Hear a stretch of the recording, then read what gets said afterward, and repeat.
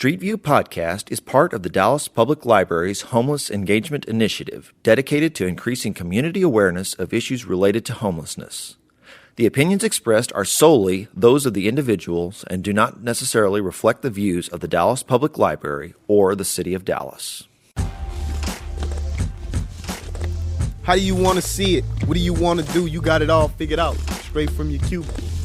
Life's a musical, maybe a carousel. How do you want to see it? What do you want to do? Perception starts with selection. The same streets you walk on, they carry their own view. This is Street View. Most gracious and heavenly Father, we come right now in the name of Jesus Christ with the anointing and the love and the peace that passes all understanding. We actually trying to pass that peace to others, God. We're trying to be conductors of your love and also distributors of life. We thank you for this opportunity and this time, God, as we sit and we join and we fellowship, sharing one to another something that might evoke change or hope or peace or dreams or fun. We pray these things in the name of Jesus Christ. Amen. What's up, Street View listeners? This is Rashad Anthony Dickerson. Y'all kind of know that, but just wanted to speak it. Today on the show, we have several guests. We have, of course, the captain. Can't do it without the captain, the instrument, the guy who's orchestrating the instruments that we use to broadcast to you. Today, we also have Mr. John Dornheim. Ooh, that's difficult. John Dornheim today on the show. If you'd like, I'll change it for you tonight. Thanks for coming, Mr. Dornheim. He's with NAMI, National Association of Mental Illness. We have the one and only Mr. Malcolm Varner on the show, conductor, the CEO, chief of helping people out over here at the library. We also have an AmeriCorps member, Miss Janice Brunward. She's going to be on the show with us today talking about some of her experiences with mental illness here at the library. I came because I was once homeless and I also was diagnosed with mental illness. I refute those charges. I am not a crook. I refute those things, but many people who have mental illness do always. And so we want to talk a little bit about the facts and the statistics and also about NAMI, because the only way I found out about NAMI was that I was locked up and I had to actually do a little bit of digging. So we're going to go ahead to Mr. John, Mr. Dornheim. Don't change it. Yay. Thanks for coming on the show. My question is, first off, thanks for coming. Second off, my question is, give us a little insight, if you can, about mental illness. Some of its stigmas, some of it's the stipulations to which people have surrounded us with as far as mental illness is concerned. Please. Do I have 5 or 6 hours? No. One of the things people don't realize is that 1 in 4 people are affected by mental illness, and that's every year. So that's a huge number. And what corporations are finally realizing is that it affects their workers, not only their workers who have the mental illness, but the workers who are the family members and friends, because they have to take more time off. And even when they're in their jobs, they're less productive than if they weren't dealing with someone with mental illness. So, that is one of the reasons why, with the healthcare laws and different things, that mental illness is being included as an illness and not a side category. I'm interested, after talking to Malcolm several times about counseling and things of that nature, I'm really, really interested in understanding more about mental illness. I'm not actually really hip to it. I mean, you could say somebody has a mental illness, and from what I was actually told is that the only way an individual knows if they have a mental illness is by the observation of an outside party. Is that true? That's a good way. Another, you can also self-diagnose yourself. I mean, basically, if you're, sad for an extended period of time, if you're afraid of going out of the house, of crowds, there's different if you're afraid of public speaking, you know that you have anxiety, so you want to go to the doctor for that. So there's a lot of levels of mental illness, and that's, I think, what scares people is they think that everybody is wild in the streets and that's what mental illness means. And there are so many levels of mental illness. So many famous people have had bipolar disorder, OCD, schizophrenia, major depression, and they have been some of the great leaders of our world. And but your average next door neighbor, your brother, your sister, the person you marry could have OCD, could have anxiety for being in public spaces, for being in an enclosed elevator. There's a lot of people who don't want to go on the high five in Dallas because it's scary to them to drive up that high. Now, that's a mental illness because that's an anxiety disorder. So, we don't really have to label everything, but if we did, we'd find out that so many people have that problem, and some people are afraid of dogs. That's an anxiety disorder too. Right. So tell us a little bit about NAMI then. Well, NAMI stands for the National Alliance on Mental Illness, and NAMI Dallas here was founded in 1982, and what we do as a local and as a national organization is we help people with mental illness and their families with education, with support, and with advocacy. So we have a whole line of classes for people with mental illness and for their family members to take so that they learn more about the illnesses and also so they learn how to contribute to the world with their illness or how to contribute to the care of their loved one who has the illness. So there's a lot of education out there. How can someone contact you?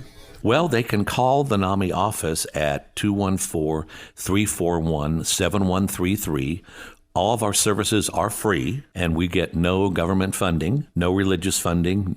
We have, that's one of the problems is getting funding for a program like ours that not only deals with education and support, but also deals with advocacy so that we can advocate for people with mental illness. We feel that we have to be very careful on who we endorse or what we endorse. So basically, as an advocate, we look at helping people with mental illness and not at picking people in parties or selecting, say, a state representative or a senator to support. But what we do is we try to educate them and have you support candidates who support people with mental illness and people who have chemical dependency issues. Now, you all have an advocacy or a legislative event coming up in February. Is that not correct? That's correct. That's on the 19th, which is next Thursday. And we're very excited. We have a full bus now, and we have a waiting list of other people who want to attend. And it's Capitol Day, and people come from all over the state to Austin. We have buses from Houston and San Antonio and I think the Gulf Coast area and San Marcos. And then, of course, the local Austin people are going to be there. And we all meet and have an informational session. We have lunch together. Then we go to the steps of the Capitol and have a rally. And then we go in and we have preset appointments with our local legislators and senators, and we meet with them or their aides. And we have our points that we want to discuss with them.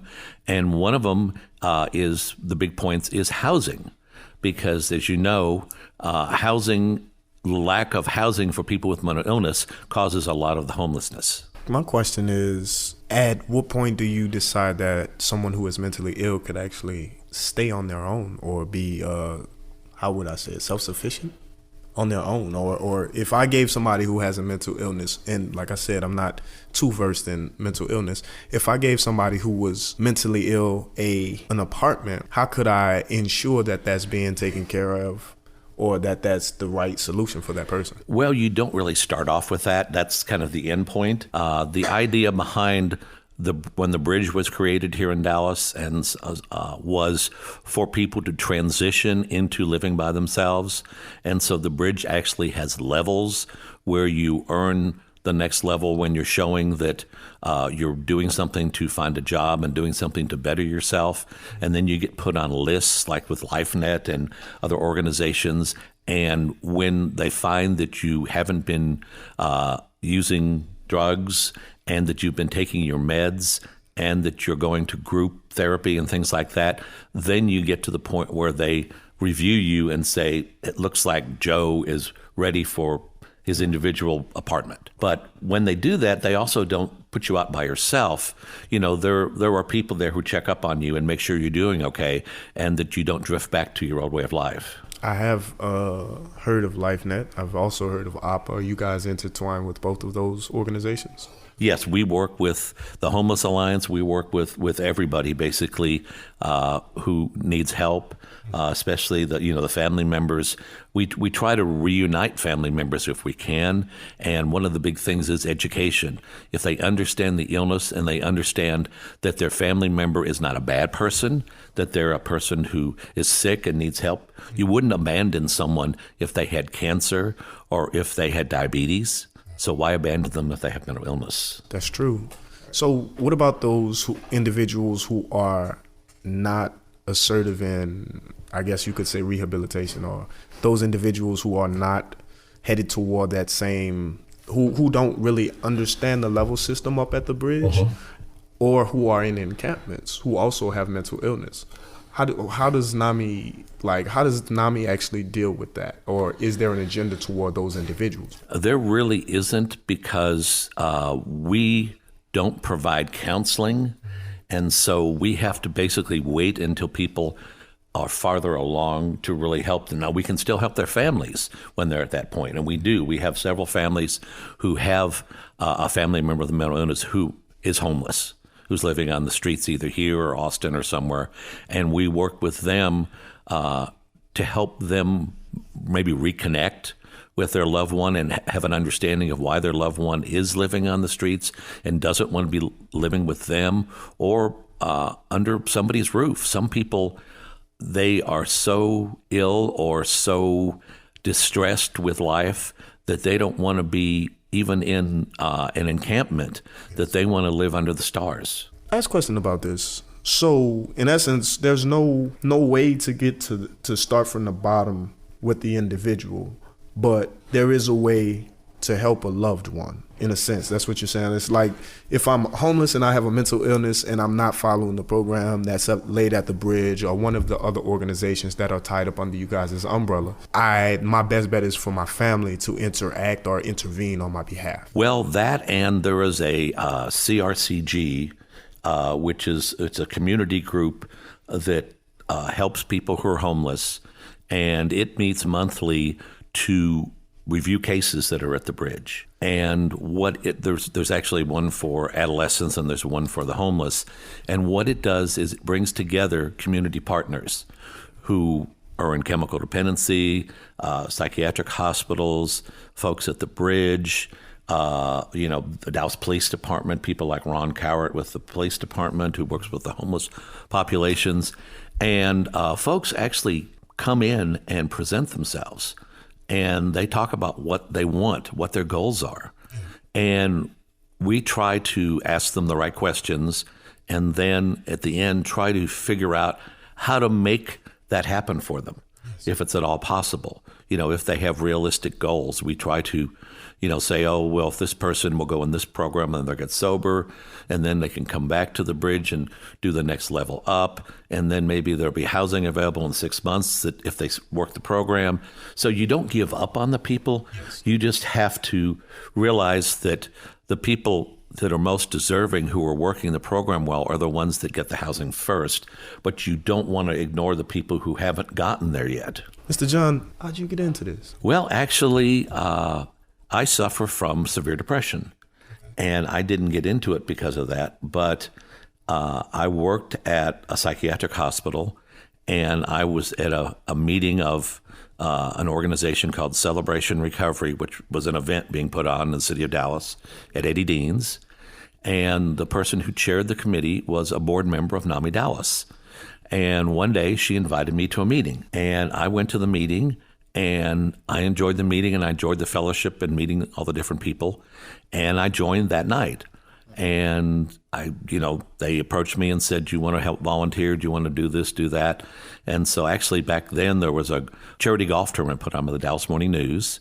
And so I worked that for several years until it disappeared. and, got more involved. And then I got asked to be on the board, and then I became the board vice president and then the board president of NAMI Dallas. And I'm actually the state president of NAMI right now. And so I it became my family, my second family. And so I really believe in what NAMI does, and I believe in the programs. I'm a family-to-family teacher, which is our program that works with the parents of adult children with mental illness.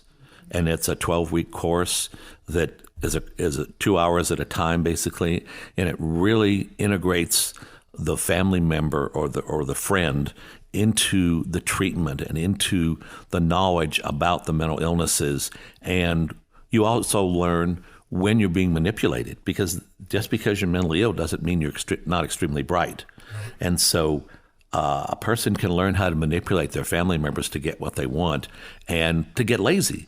And there's a difference between not being able to do something and not wanting to do something. Now, is it possible for you to tell us more about your role as a special projects manager and what NAMI Walks is and what that entails and the importance of NAMI Walk? Yeah, well, NAMI Walks, this is our 10th anniversary of having that here in Dallas. And it's the 13th anniversary of it being nationwide. It started in 5 sites by NAMI National, and it's expanded to now about 75 sites across the country in major cities or major metropolitan areas. And what the walk is a way for us to fund ourselves during the year.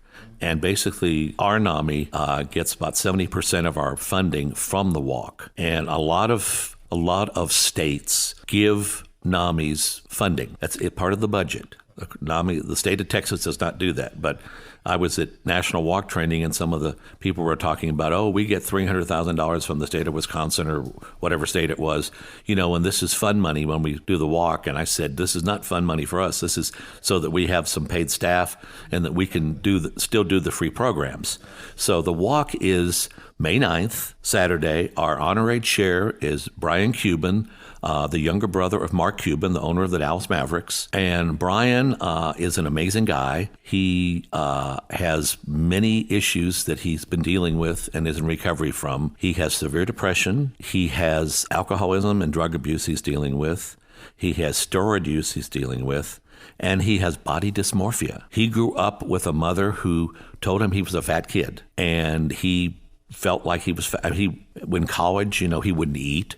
And so he got very thin, and, he had a lot of self-respect issues. And luckily, he had a strong family unit. And he actually, at one point, was thinking about taking his own life. And he remembered something his father had said. His father had said something about how, you can get married and you can have friends and everything, but you have 2 brothers, and you and those brothers have to stay close, and you have to be there for each other.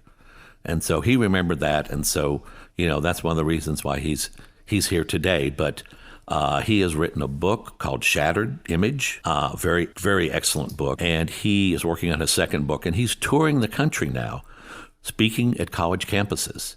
And many times he's speaking for free. He's just asking people to fly him there and put him up in a motel. And he goes to assemblies or whatever and speaks to the kids about all his issues and about how long it took him to climb out of all that to be the person he is now. So based upon what you just said, based upon the things you just said, do you think that one of NAMI's major roles is to build self-esteem in an individual? Yeah, I think it's not only building self-esteem in the individual, but also building it in their family member. Because it's hard to understand, unless you're in their shoes, how a family member suffers when their loved one suffers. And so many people who don't get help, either through a support group or through classes, that the family member ends up having mental illness. They get severely depressed because they feel helpless. And so that's part of what we try to do with the classes and with the support groups. We have family support groups and we have support groups for their loved ones. Is there any simple, or even when I say simple, I mean any remedies that you could give to the listeners to stabilize a situation where an individual is dealing with symptoms of an illness? Well, number one, I'll say is the sooner you get help, the better off your loved one's going to be. So if you think that your teenager or young teen or early 20s family member is acting different than they did, that they're spending more time by themselves, that they're crankier than usual, and teenagers, of course, are normally cranky, so that makes it more difficult sometimes. If they don't hang around the friends that they had, if they've lost interest in schoolwork, things like that, because a huge proportion of mental illnesses strike the late teens and early 20s. And so it's ending high school and it's in college when a lot of the mental illnesses hit. So you have to be vigilant and really watch out for that and get them help immediately. Even if they think that they're okay and they argue or whatever, get them some help and get them evaluated so you can get the meds on them so that, most people don't realize that the longer it takes you to get the medication and get the therapy, the less good brain cells you're going to have left. So if you wait until you're 55 and get diagnosed and get medication and get therapy, you don't have as much to repair that's left as if you were like 20 and got that help. You're saying so deterioration sets in and your tolerance is also at a lower level than I guess you would start at once you find out earlier on. That's pretty much what and also what they found is that you get earlier onset Alzheimer's. And, the average person who has severe mental illness and doesn't get it treated, they live 20 years less than the rest of the population. And a big part of that is because if you don't get your mental illness treated, you don't get your physical illnesses treated. John, could you tell us a little more about the support groups that you offer? Well, and I have one other question I'm going to put on top of that. At the help desk at the library, do you have any insight in dealing with the people that come in that do have mental illness issues? We're just yes a resource. And yes. Okay. Yeah. As far as support groups, we have them all over the area. So we have them north, and we have in Irving. We have them, south in the Duncanville area. We have them centralized. So if you go to the NAMI website at namidallas.org, you can pull up the support groups. You can also pull up the classes. Our classes usually run the way a school class would run. So they basically run by semester. So there's a spring and fall semester. So basically the spring semester had started just in the last week or two, just like a school would have. And so it runs 12 weeks. We usually have a class or two in the summer, but it's harder for people to commit to going to a class for 10 or 12 weeks in the summer because of family fun. So, and then the second part is one of the things that we're offering, which we can't offer for free because we have to pay for it, but it's a non-NAMI class called Mental Health First Aid. And we are basically doing it for cost around, we've done it at the County Commissioner's Office for Commissioner Daniel and her staff and a few people from the other commissioners. We've done it at the Bridge. We've done it for Adult Protective Services workers in North Texas. We trained 93 of them in mental health first aid, and several other groups have taken the class, and it's a full-day class. For nonprofits and government, we only charge $25 a person, and that barely covers our costs because we have to order manuals that cost us $20, plus we have to do copying and things, so that takes up the other $5. But the mental health first aid class is really good because it goes into situations like you're talking about somebody walks in, and how do you know if they're drunk or they're going to be disorderly? And if they are disorderly, how do you handle that? And if you can tell that they're in a crisis, who do you call? Where do you go? A lot of that is covered by the mental health first aid class. So that's one of the things. Another thing is to contact the crisis team at the City of Dallas Police Department.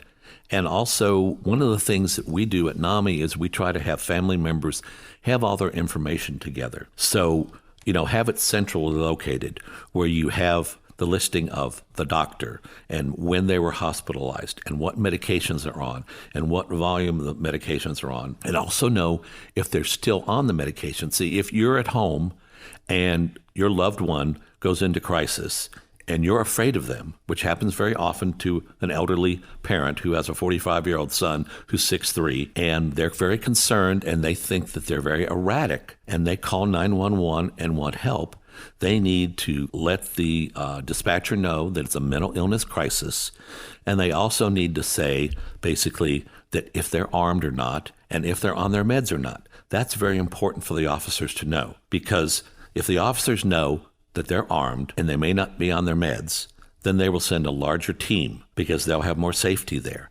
And they're also, one of the things I want to do is get that family member out of the house so they can deal with the family member who's in the crisis. Now, on your website, you have a 911 checklist, right? As a resource that basically involves, if you are making that phone call to the police, to sort of have these items prepared for that phone call in order for the policeman to be prepared upon arrival. It makes it much safer for them, especially knowing that there's a weapon or not, because if you surprise an officer and they're expecting just somebody who's like acting out, and then somebody walks out the door and is brandishing something that looks like a dangerous weapon to them, they're going to react differently than if they know there's a weapon involved. They're going to have more people, and they're going to stay back farther, and they're going to know to address the weapon. When we come back, man, I'll tell y'all a little story about education about mental health, or education and mental health, and why it's very, very important. Y'all stay tuned.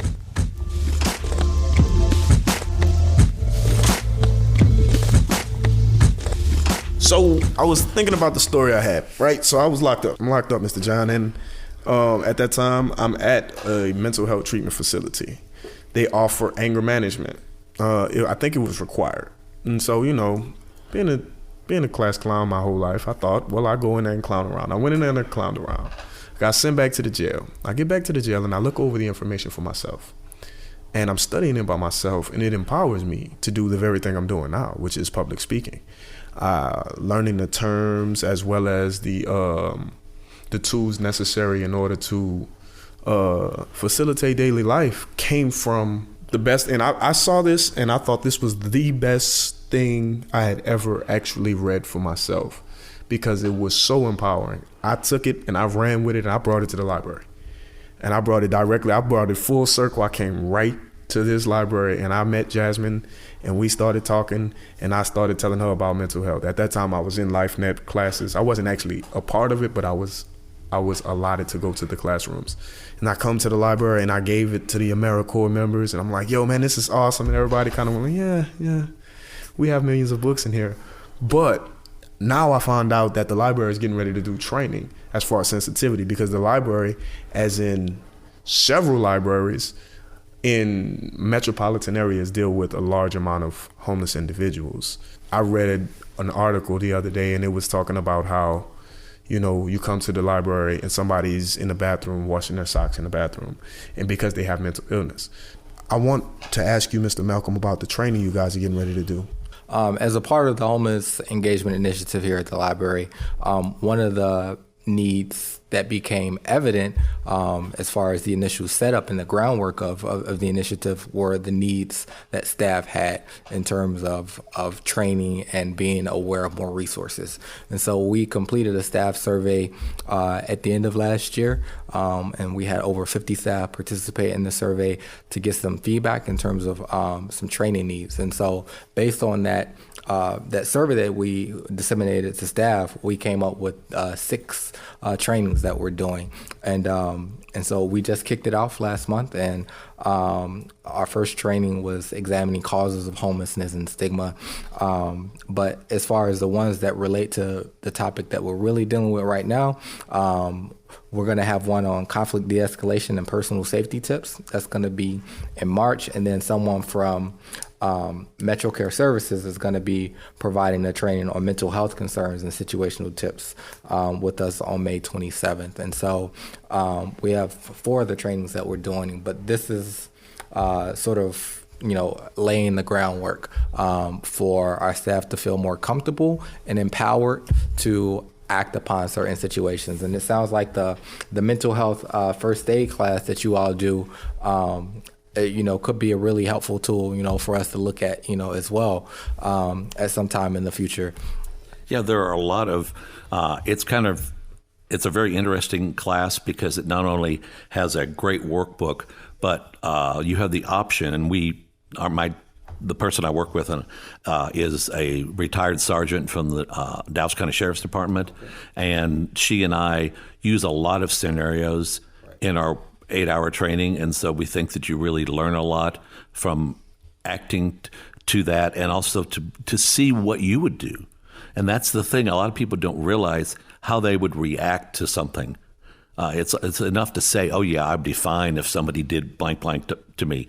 Yeah. But when you're in a scenario and somebody does it to you, how do you really react to it? And do you really know how to slow down the escalation of that? And so that's one of our favorite parts. And we do a lot of team building too, because when you work for a library, you work for any, we want to really position this toward banks too, because we know that people hang around the downtown banks and things like that a lot, and they don't know what to do. The guards don't know what to do. The tellers don't know what to do when somebody who's homeless or who has mental illness comes in there. And so, we really want people to feel more secure and to get people the right help and not just call the police and say put them in jail, because that's not what somebody with mental illness needs to. That's not where they need to go. Yeah, this criminalization of both homeless and mentally ill is really, really sickening. To be honest, man, I deal with it so much so that just the everyday conversation, you could be conversing with somebody that has a mental illness. I was at the store the other night, and we're standing in line at I believe it's like a Dollar General, Dollar Tree or something like that. And an individual, it's clear that she has mental illness because not only is her demeanor not, I guess you would say, upkept, but the way she's speaking. And so it was a simple transaction, a miscommunication. The lady behind the register asked the lady to give her the stuff that she hasn't paid for back. And so, okay, well, the lady who's behind the register doesn't really have customer service skills that are adequate to handle somebody that is in a situation or under in an episode of mental illness, wherein they're like in a psychosis, I guess you would say. And so, I'm standing waiting just to pay for, I don't know, maybe 3 or 4 items, and there's a verbal war going on before me, because for lack of education or not, I felt as if the lady who's behind the register is jesting with this lady, or taking it to a place where, because she's not properly trained how to, as far as to talk to an individual, she's resulting to something that's probably unhealthy and unproductive. She's arguing, and we actually work with the police and the fire department. And one of the things we say is, y'all are used to being in charge, but one of the things that escalates quicker than anything else is to argue with somebody. And so, your main thing as you walk in is to say, no, that's not really the way it's going to be, but you have to pull yourself back. And that person didn't realize that, that's what they needed to do was pull back. And, I was going to a story and I've forgotten the story, but you go ahead.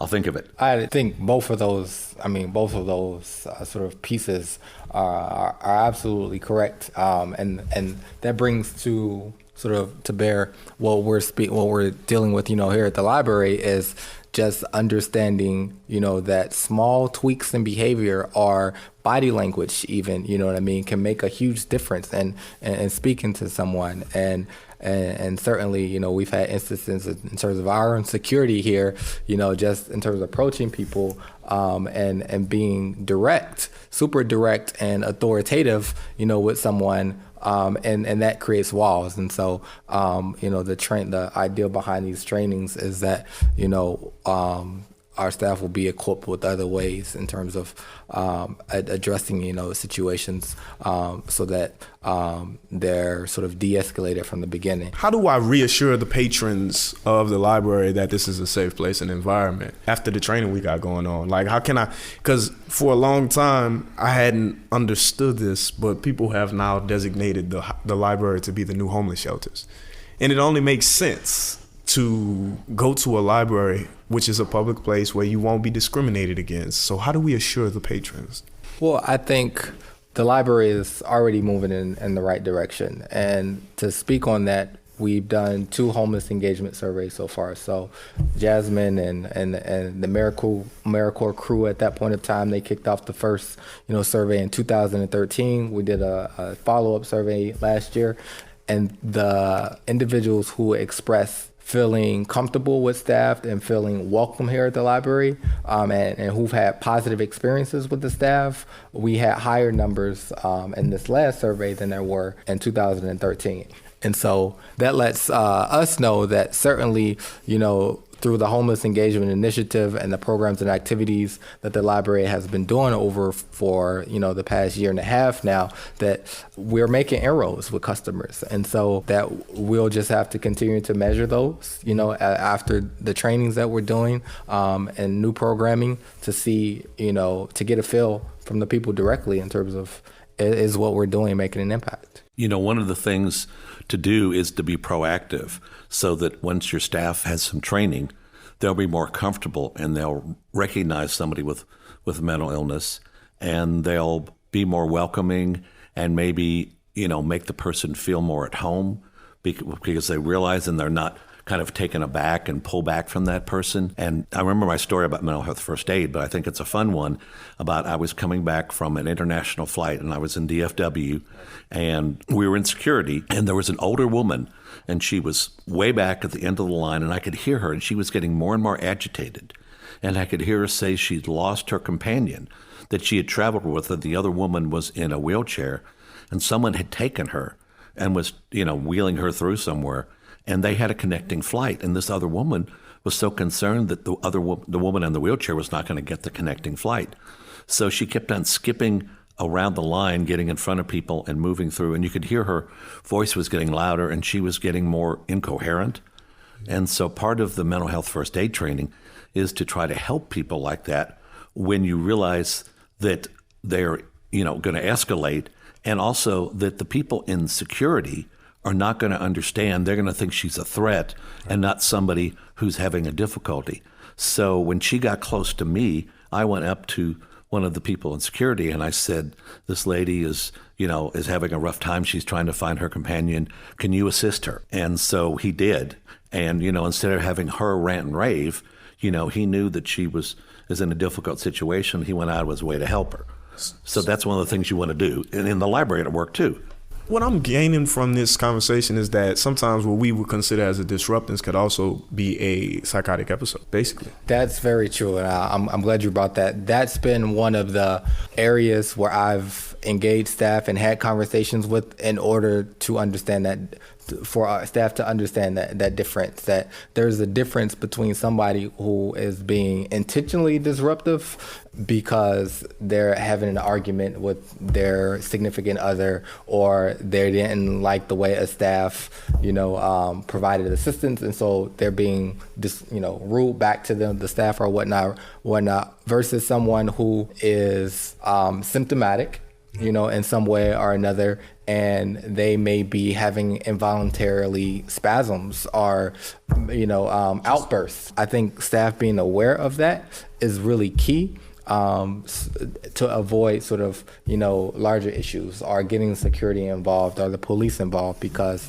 those issues don't even necessarily warrant, that level of interaction. Because a person actually is just going through something else.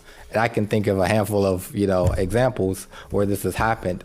And just speaking with him, on a person-to-person level will actually, get them in a better place. Well, I congratulate you guys for doing the training. And I think the best solution for understanding the difference between disruption versus psychotic episode or psychosis is something I learned actually in the mental health book. And it's crazy because I felt like even kids could learn this. The difference between aggressive, assertive, and passive. As you deal with an individual on a case-by-case basis, you will have to be able to be comfortable in all three of those roles. You'll have to be able to be assertive to a point, but then there are certain times if you're dealing with somebody who's really, really belligerent or really, really under the influence that your intention is to hurt them, then you need to be passive. And you need to learn when to use these specific things. And I think those things I congratulate the library for that. I think that's something that needs to be taught. So a customer comes to mind, and Ryan, I know you've met her and everything. She's hung out on the first floor a couple of times. I initially met her on the 8th floor. I got called up because this customer was making some disturbance. She was sort of spazzing out involuntarily. She was saying things erratically and being very loud. And then in addition to that, she was shaking uncontrollably, and she was throwing things from her purse, and so the staff on the 8th floor really didn't know exactly how to deal with the situation. And so I go upstairs, introduce myself, ask her name. All of a sudden, she gets out of the mode that she was in, and we just start having a conversation. Within that period of time, she had a few awkward, things that happened, but nothing too extreme. We carried on the conversation for about 30 minutes. But what I learned from that was that she's been seen by medical professionals, she's been seen by psychiatric professionals, and no one has been able to give her a specific diagnosis for this bout that she has. But when people talk to her, it sort of takes the attention from her off of what she's doing, and it distracts her, and it's a healthy distraction, and she sort of calms down. But naturally, over time, after 5 or 10 minutes of doing this, she'll calm down, like even on her own.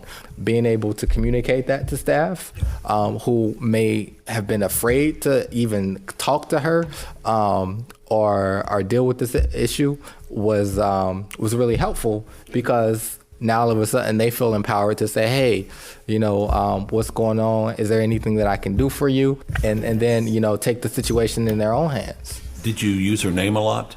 I did. And every time I see her, I always call her by her name, and to be absolutely sure that I do that. That's one of the key things when people are in psychosis or have severe schizophrenia, is to use their name. And usually a lot of things don't work, but the name usually brings them out of it, and they actually can focus on that because it's theirs. So that's a really important tool to have, is, you introduce yourself and say, I'm Joe Smith, and your name is, well, Susie, nice to meet you.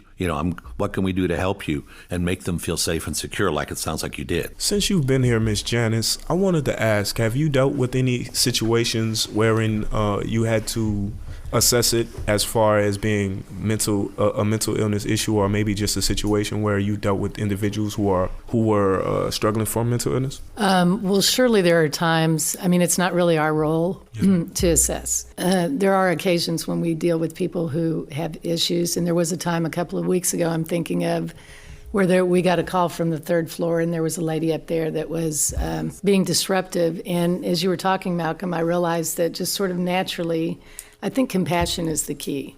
And I think if you kind of approach it with compassion, we did actually, introduce ourselves and got her name and started calling her by her name. And we said, Miss, now I can't remember her name, but Miss Susie, why don't you come down with us to the 1st floor and we can help you out there. So it was that kind of situation, and she was fine with that. One of the key things that we tell people, law enforcement or whoever, is that you need to visualize that this person is your family member. And how would you like your family member treated? With respect and dignity. So I'm grateful to have everybody here on the show. Y'all stay tuned in. We'll be right back.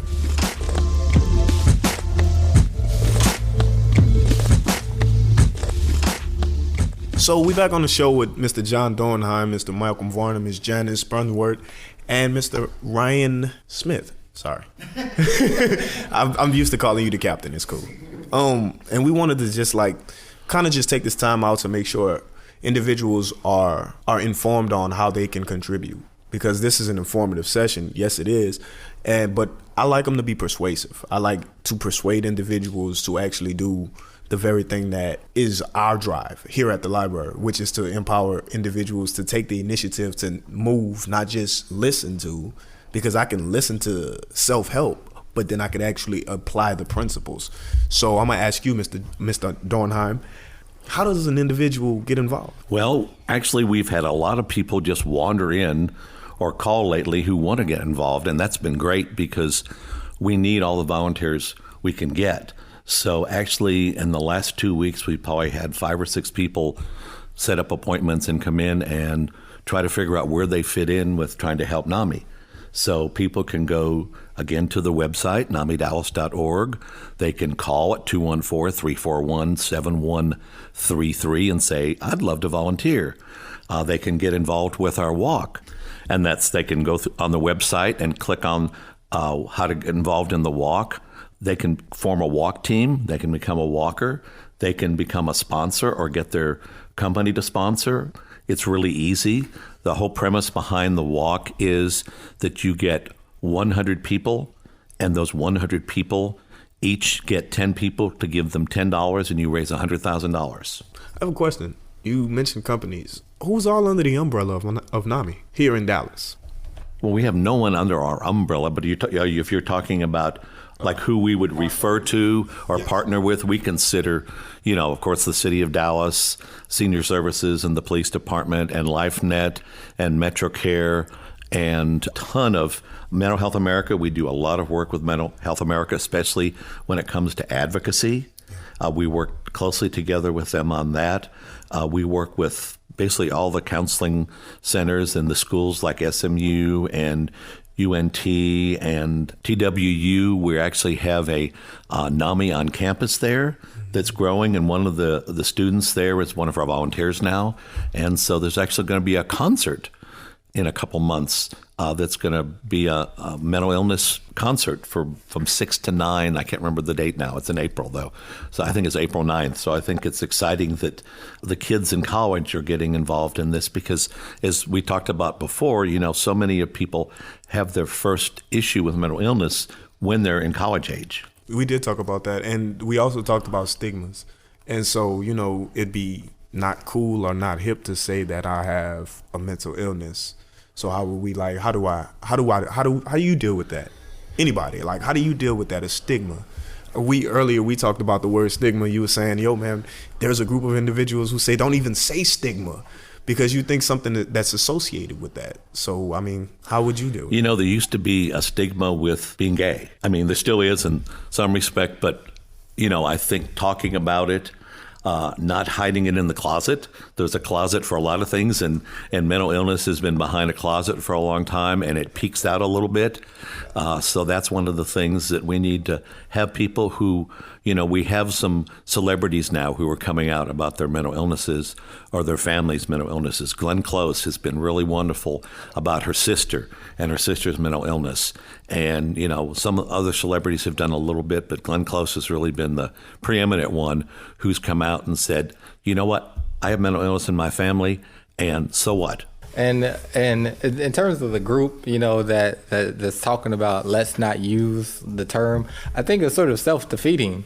Like you talked about, sort of, it used to be taboo or a stigma, to be gay or whatnot, but the LGBT community has certainly taken up the term queer, for an example, as a way to sort of empower themselves and say this is who we are, and just put it out there and identify the elephant in the room as opposed to ignoring it, and not pretending it's there. And so in the same way with stigma and mental illness, I think certainly, talking about it, and there's a book it's called Black Pain, and it's by Terry Williams, and she's one of I'm one of her biggest fans. But she talks about mental illness in the Black community and how we need to sort of name it and claim it and accept that talking, can be a form of healing. It can be cathartic, and so if we don't talk about it, then it binds us, and there's no way we can heal if we don't expose, those sores. And so talking about it is important. And one of the big things is to talk about mental health more than mental illness, because you want to have good mental health. If you use that terminology, it's a lot less scary for a lot of people. And, good mental health means making sure that you are sleeping well and that you're eating well and that you're exercising and that you don't have too much stress on yourself, and that if you feel like you do, then you go to your company and say, I need to go see a therapist, or I need to, I get a checkup a little bit because I'm not quite sure on myself. So, part of it is using kind of the positive language of health. And when you go into a company, you say, let's have a mental health checkup and let's talk to your staff about what good mental health looks like. And often those two terms are used interchangeably when there's an important difference to recognize there. But I do think the positive thing is the language, just as you said. Again, I had never actually heard the word assertive or actually I might have heard it, but not actually understood it until I read the information that I got and that I received. And once I got it, I immediately felt like, okay, me as an individual have always been on extremes. It's either I'm trying to be all the way good, or I'm trying to be all the way bad. But to be assertive is to live comfortably. It's to say you and I are having a conflict. It's to say that your point of view is very valid, but it's not more important than my point of view.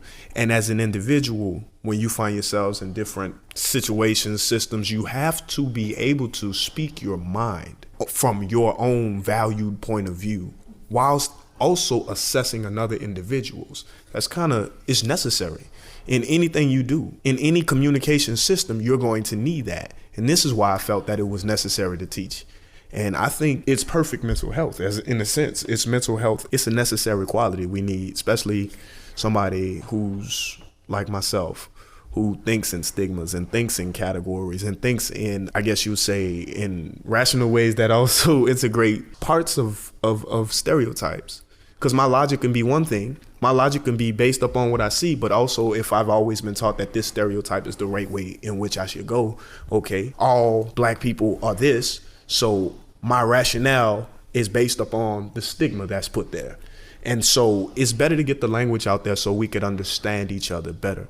If I'm coming from an emotional standpoint of view, I'd like to be able or equipped or empowered to utilize words that will direct my point of view without actually having to say, I feel upset and angry, and so now I'm going to act that out physically. Does that make sense? And I think that's what you said is one of the reasons why I love NAMI so much, is because NAMI is totally non-discriminatory against anything, because the whole premise behind mental illness and good mental health is that you can't discriminate against anybody because everybody will discriminate against somebody with mental illness. There is a whole center set up for Black relations, Hispanic, Asian, GLBT, Y, MANS,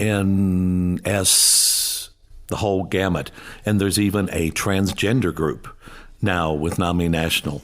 And so they're very much on the forefront of everybody being treated equally and really trying to push to get into communities that don't understand mental health and mental illness, the Black community, the Hispanic community, and finding out that, you have to go through the church, or you have to go through the matriarch, or you have to, how you get into those communities and how you help them so that their mental health is better than it is now, because we know that the communities that are not being reached have a lower level of positive mental health. Well, this was informative and persuasive. In a lot of senses, I challenge individuals to get their language, a set of language that will promote mental health rather than promote mental illness, or have somebody feeling they feel outside or segregated because they have a mental illness. I'd like to have productive mental health.